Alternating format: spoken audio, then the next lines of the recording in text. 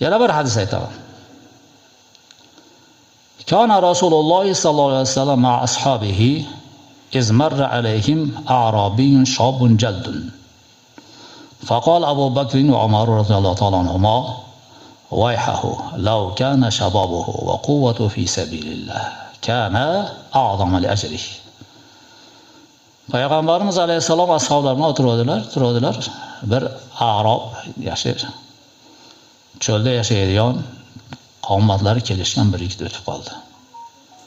Bu yigitni ko'rgan Abu Bakr va Umar roziyallohu anhu akalari qarab turib, "Voy, sho'ring qurib estikina. Law kana shababuhu va quvvatu fi sabilillah." Buni shu yoshligi, shu quvvati Xudo yo'liga bir xizmat qilsa edi.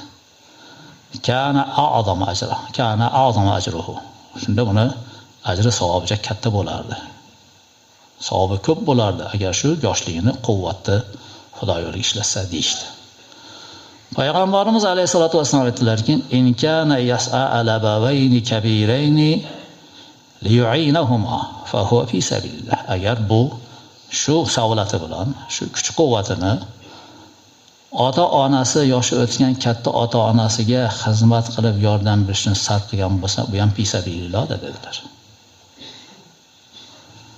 In kana yas'a ala avladihi sigar fa huwa fi sabilillah. Agar ota-onasi bo'lmasa yoki ota-onasi yoshroq bo'lsa, yosh bolalari bo'lsa, shu yosh bolalarini ta'minlash uchun shu yoshligini, quvvatini ishlatsa, bu ham fi sabilillohmi dedilar.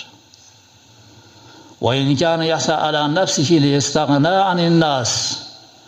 Agar shu savlatlarini, shu kuch-quvvatini odamlarga rangim sarg'aymasin deb o'zini birovga qaram bo'lmasligi, birovdan bir qarz so'ramasligi, birovga bir mo'ltirab turmasligini oldini olish uchun harakat qilsa, fa huwa fi sabilillah. Bu ham fi sabilillahmi?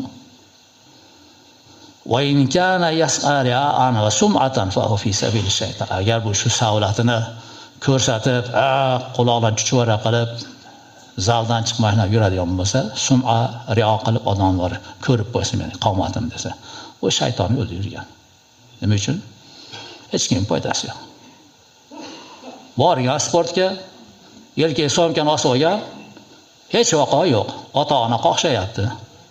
Uyda xotin bola chaqaga hech vaqo yo'q. Bu o'g'il bola zalda tirrabga qilib, ko'chada yuribdi, quloqni chuchvara qilib, gruzit qilib birolar, razborshik bo'lib. Bu shaytonning yo'lida yuribdi. Haromxo'r bu. Bunaqa iflosi bo'lmaydi dunyoda dedilar. Bu savlat kimga kerak ekan u? Quruq savlat. Bu figura kimga kerak? Bola chaqasiga qaramasa, ota-onasiga qaramasa, o'zini bir biroya qaram olmaydi. Kirib olib, gruzit qilib magazindan bu narsalarni bekor olib chiqishdan ko'ygishi. Hatto bu haromni xor yegan ovqatiga pul to'lanmasligi uchun ichidan pasha chiqaratganda. Pasha chiqib qoldi, mol chiqib qoldi dedi. Chiqsa nima bo'pti? Uyingda ovqatdan pasha chiqmayaptimi? Uyingda ovqatni yegan noningda uyda qil chiqmayaptimi? Maqsad nima? Yegan ovqatga pul to'lamaslik. To'g'rimi? Bormi shunaqalar? Bor. Shularni shu qilayotgan ishi to'g'ri bo'ladi mo'min akalar. Bu o'zicha shustriyman dedi. Shustriyman, sen haribsan.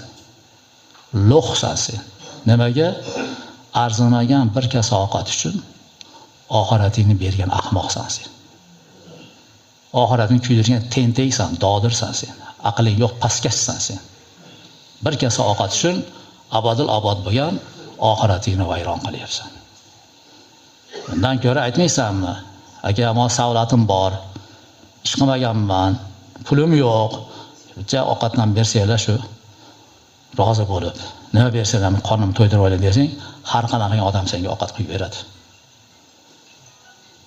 Keyin topganda beraman desa, bo'pti aka, bizdan sizga ehson tinch bo'ling deb ham quyib beraveradi ovqat. Bunchalik mutahamchilik bilan odamlarni sharmanda qilib, qo'rqitib, shantaj qilib, qonini boqmagan nomard.